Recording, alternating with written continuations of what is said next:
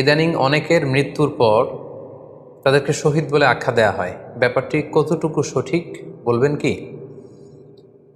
প্রিয় ভাই, রাসেলের উত্তরে আমরা বলতে চাই যে এ পৃথিবীতে আল্লাহর দ্বীনকে বাস্তবায়ন করতে যেয়ে অথবা বিজয়ী করতে যেয়ে কাফেরদের বিরুদ্ধে সশস্ত্র সংগ্রামে যে মুমিন ব্যক্তি নিহত হয় তাকে শহীদ বলে। আমি আবারও বলছি, আল্লাহর জমিনে আল্লাহর দ্বীনকে বিজয়ী করতে যেয়ে কাফেরদের বিরুদ্ধে সশস্ত্র সংগ্রামে যে মুমিন ব্যক্তি নিহত হয় তাকে শাহিদ বলা হয়। সহিহ বুখারীর বর্ণনায় এসছে যে সাহাবারা আল্লাহ রাসূল সাল্লাল্লাহু আলাইহি সাল্লামকে জিজ্ঞেস করেছিলেন যে, হে আল্লাহ রাসূল, কারা আল্লাহ রাস্তায় জেহাদ করছে এটা আমরা কিভাবে বুঝবো? তার উত্তরে আল্লাহর হাবিব সাল্লাল্লাহু আলাইহি ওয়াসাল্লাম বলেছিলেন, মান কাতালা লিতাকুনা কালিমাতুল্লাহি হিয়াল উলিয়া ফাহুয়া ফি সাবিলিল্লাহ।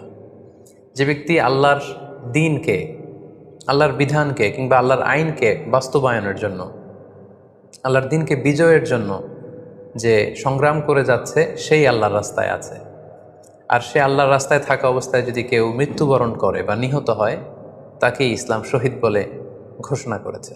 তবে সেক্ষেত্রে একটি শর্ত রয়েছে, সেটি হচ্ছে দুন আগারাদিন মিন আগারাদিদ দুনিয়া। দুনিয়ার কোনো কারণে, দুনিয়ার কোনো লোভে পড়ে, দুনিয়ার কোনো স্বার্থের জন্য যদি কেউ আল্লাহ রাস্তায় জেহাদ করে মৃত্যুবরণও করে, সে শহীদের কোনো মর্যাদা বাদাম আল্লাহ তাআলার কাছে নেই।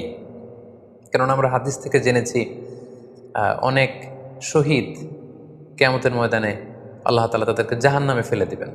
আল্লাহ বলবেন যে, তুমি তো দুনিয়াতে জেহাদ করেছিলে যে মানুষ তোমাকে বীর বলবে, মানুষ তোমাকে সাহসী বলে ঘোষণা দিবে, বাহাবা পাওয়ার জন্য তুমি জেহাদে অংশগ্রহণ করেছিলে এবং সেখানে নিহত হয়েছ।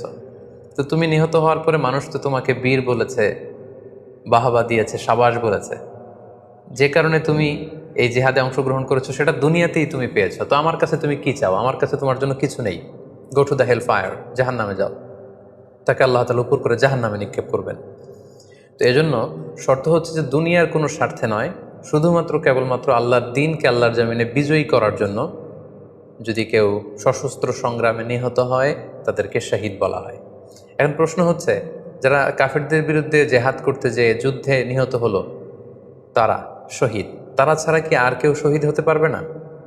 এ প্রসঙ্গে আমরা বলবো যে বেসিকলি ইসলামী শরিয়াতে শহীদ দুই ধরনের।